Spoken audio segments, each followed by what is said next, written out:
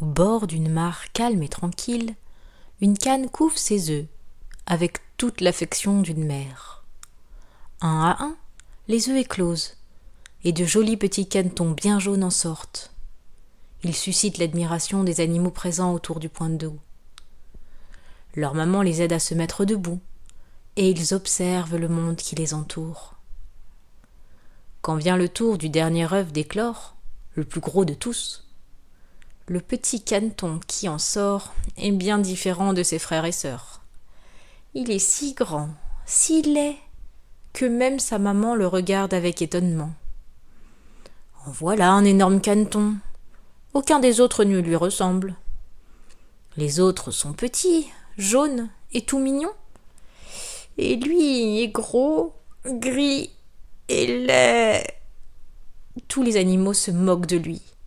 Ils le surnomment le vilain petit canard. Même ses propres frères et sœurs souhaitent qu'il se fasse croquer par le chat.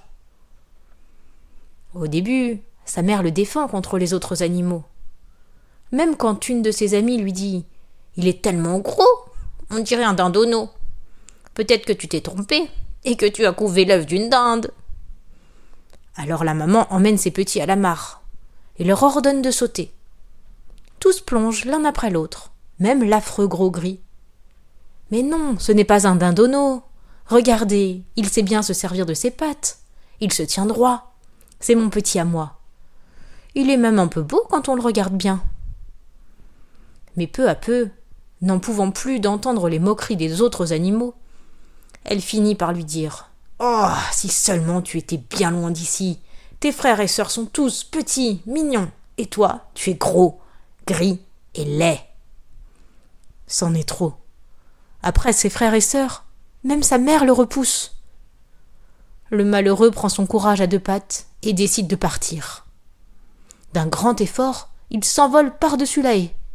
Les petits oiseaux dans les buissons se sauvent à tire-d'aile. « Oh non, je suis si laid que même à eux je leur fais peur. » Et il ferme les yeux. Il court tout de même jusqu'au grand marais où vivent les canards sauvages. Il tombe de fatigue et de chagrin. Il reste là toute la nuit. Au matin, les canards, en voyant ce nouveau camarade, s'écrient « Mais qu'est-ce que c'est que celui-là ?» Notre ami se retourne de droite et de gauche et salue tant qu'il peut.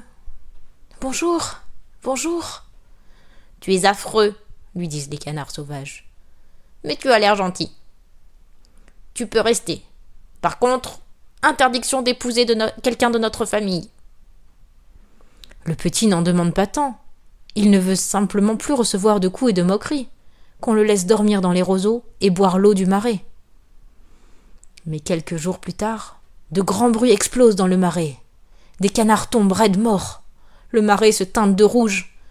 Et des chasseurs arrivent pour récupérer leur prise. Le vilain petit canard est à nouveau contraint de fuir.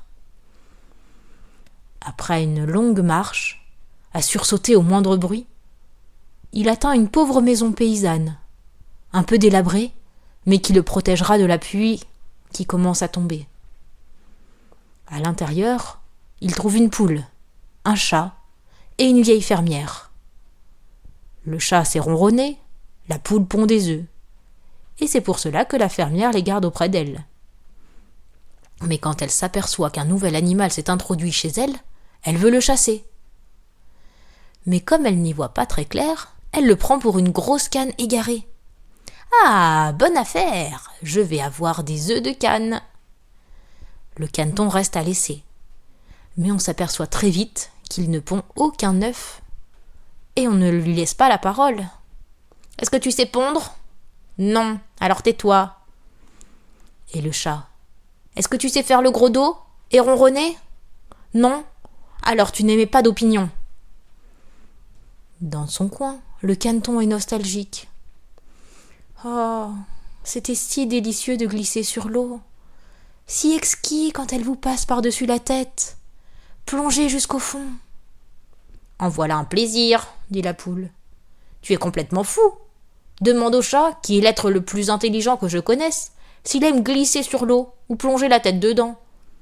Je ne parle pas de moi. Demande à notre hôtesse, la vieille paysanne.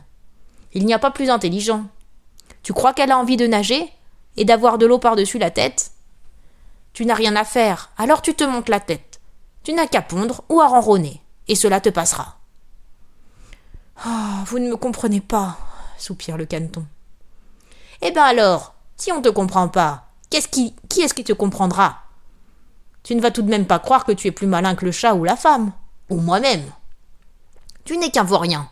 Il n'y a aucun plaisir à te fréquenter. Alors à nouveau, le caneton s'enfuit de ce lieu où il n'est pas accepté pour ce qu'il est. L'automne arrive, et avec lui la chute des feuilles, le froid, les nuages. Le pauvre caneton grelotte tout seul. Il n'est vraiment pas heureux.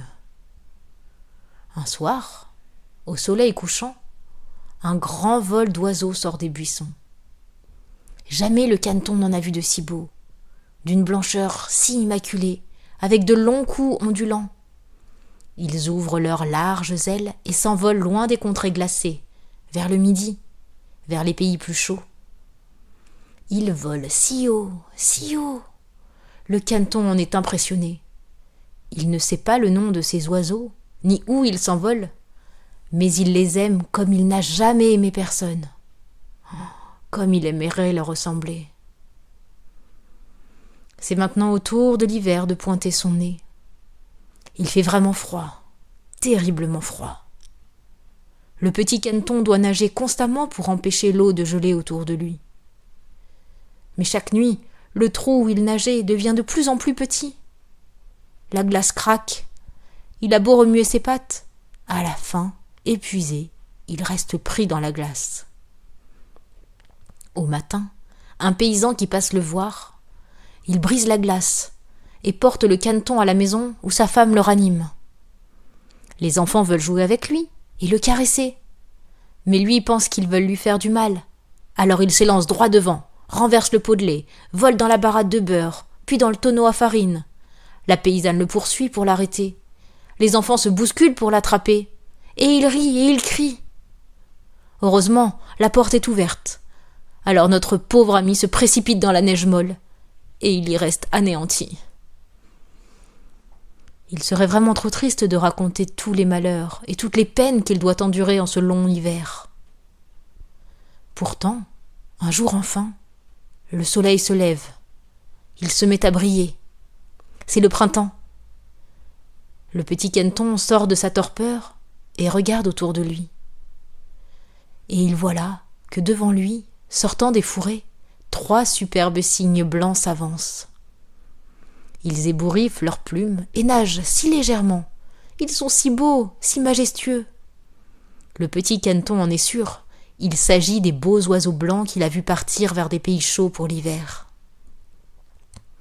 Une étrange mélancolie s'empare du vilain petit canard. Je vais voler jusqu'à eux, et ils me battront à mort. Moi, si laid, d'avoir l'audace de les approcher. Mais tant pis, plutôt mourir par eux que pincé par les canards, piqué par les poules ou frappé par le coup de pied des enfants. Et il s'élance dans l'eau et nage vers ces cygnes pleins de noblesse. À sa grande surprise, ceux-ci, en le voyant, se dirigent vers lui. « Tuez-moi » dit le pauvre caneton en inclinant la tête vers la surface des eaux. Et il attend la mort. Mais quelle n'est pas sa surprise en découvrant le reflet sous lui, dans l'eau claire. C'est sa propre image. Mais non plus comme un vilain gros oiseau gris et lourdeau, mais comme un cygne. Car, pendant tout ce temps, le vilain petit canard a grandi.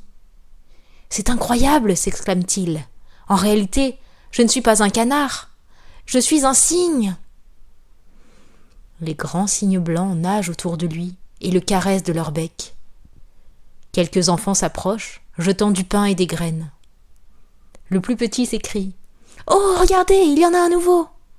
Et tous les enfants de s'exclamer et de battre des mains et de danser en appelant père et mère. Tous disent « Le nouveau est le plus beau ! Oh, il est si jeune, si gracieux !»